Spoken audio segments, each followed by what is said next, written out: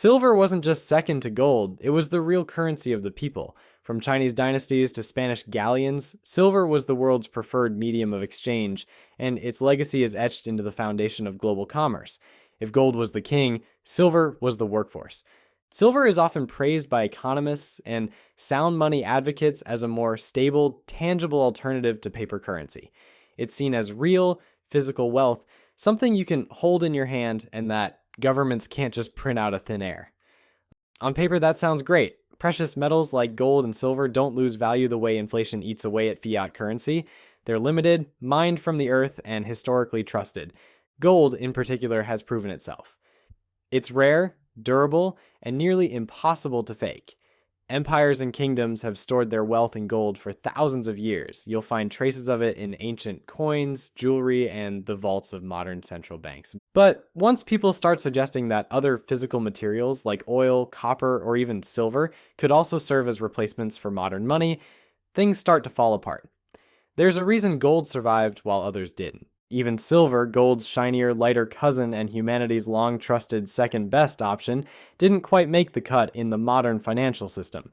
It wasn't because it wasn't shiny enough or rare enough, it was because, in the real world, using silver as money simply didn't work. And one of the most dramatic examples of this is the story of the Hunt brothers. In fact, silver became the centerpiece of one of the most explosive and disastrous financial stories of the 20th century.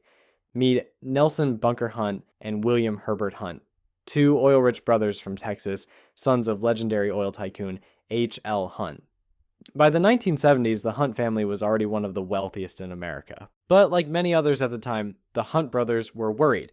The U.S. had just come off the gold standard in 1971, inflation was high, the dollar seemed shaky, and confidence in fiat money was eroding.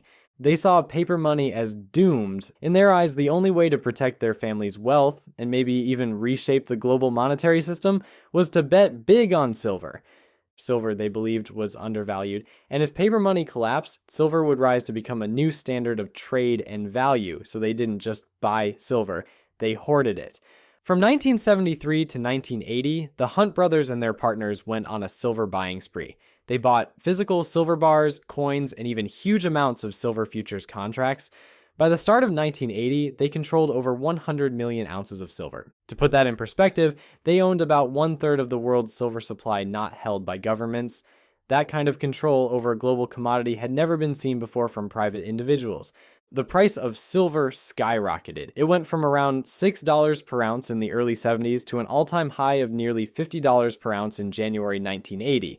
On paper, the Hunt brothers were now billionaires many times over.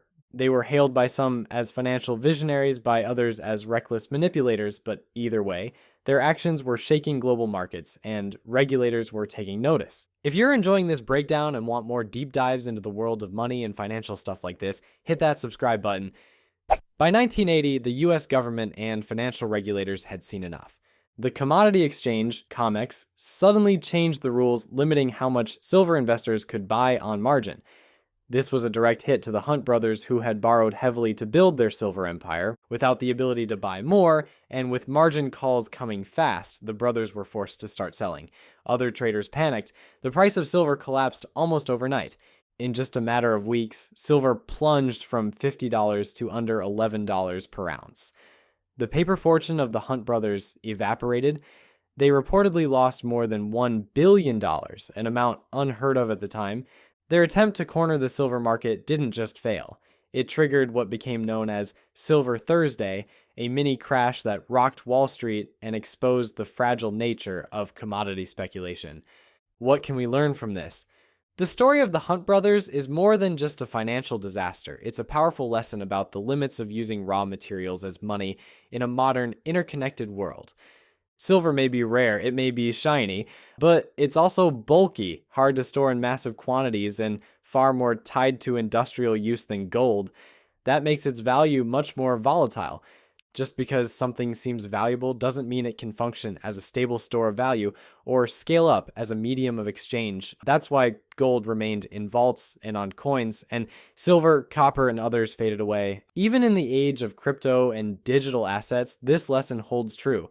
Value isn't just about scarcity, it's about trust, utility, and long-term belief. The Hunt brothers weren't just betting on silver, they were betting against the entire system, hoping silver would replace fiat money and become the foundation of a new economic era. Instead, they helped trigger one of the largest financial collapses by private investors in modern history. Their story is a cautionary tale. When it comes to money, not everything that glitters is stable, and not every material, even precious ones, can shoulder the weight of an entire financial system.